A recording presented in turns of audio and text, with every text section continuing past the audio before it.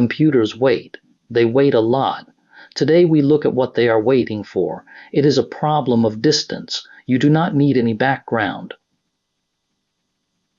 Why the data is always far away. Inside a processor, there are cores. A core is the part that actually runs your program, and it can add two numbers in well under a nanosecond. A nanosecond is 1/1000th of a second. So why does a computer ever feel slow? First question, how far away is the data really? The core has to be given the numbers before it can add them, and they have to come from somewhere. Second question, why are there so many kinds of memory? Caches, main memory, a drive. It would be simpler to have one kind. Third question, and this is the one that matters. If memory really is that slow, why is anything fast at all? All three have the same answer, and it is not really about speed. It is about distance. This is where we are.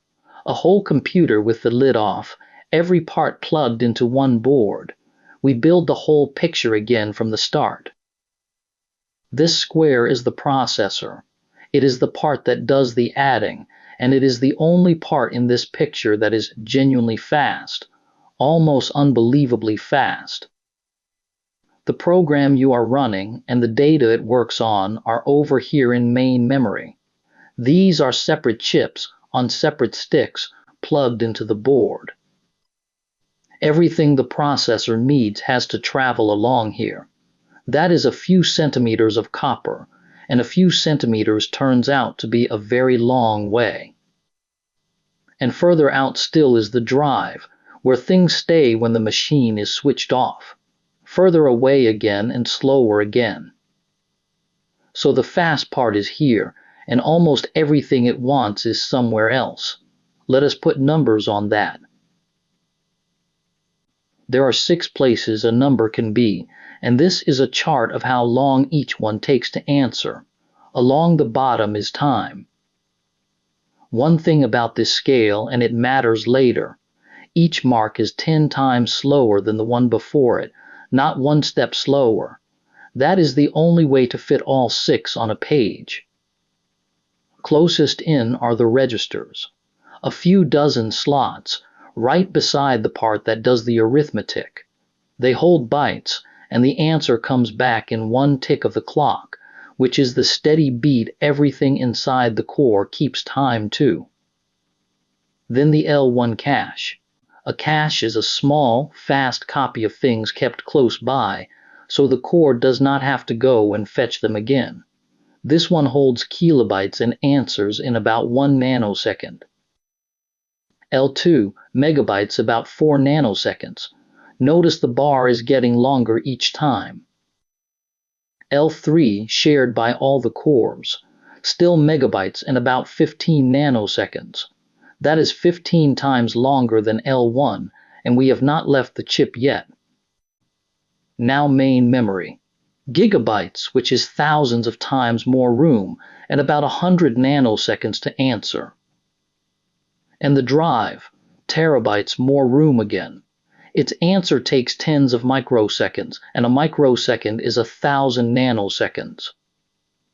These 4 are on the processor chip itself. And these 2 are out on the board. That line is where the numbers change character. Look at the 2 columns together, because this is the shape of the whole thing. Going down, every level holds more. Going down, every level takes longer. You never get both. And that is not an accident of engineering. Small and close can be fast. Big has to live further away, and further away costs time. Which raises the obvious question, why not just build gigabytes of the fast kind and be done with it? 2 reasons.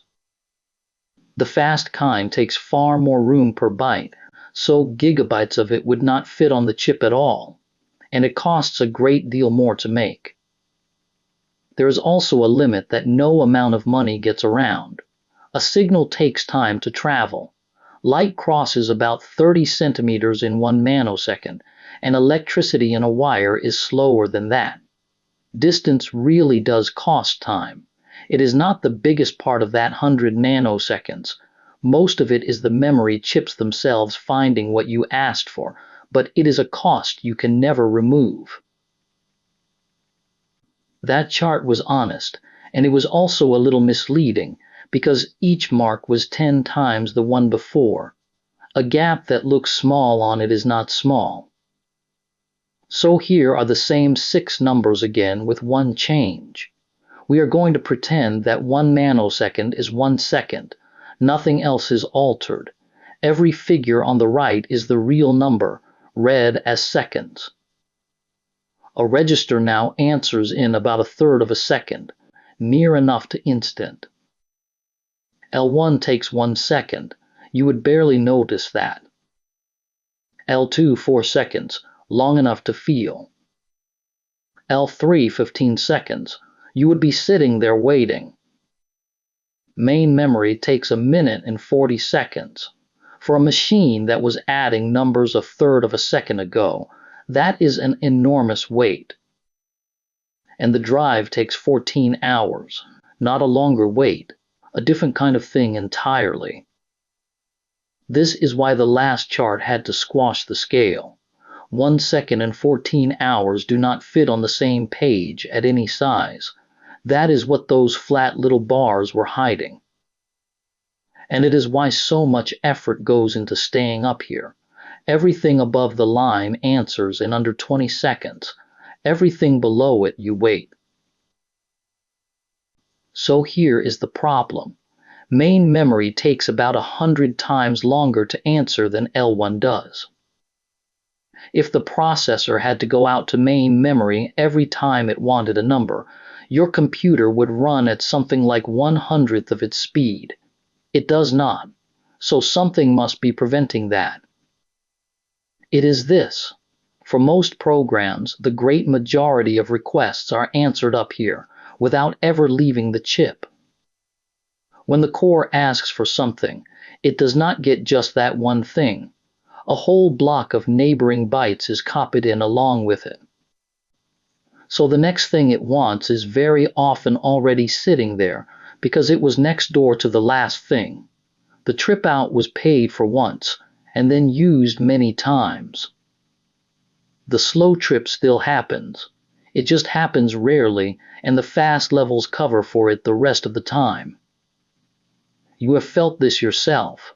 A big program is slow to open the first time and quicker the second time, because much of it is still sitting in the faster levels from before.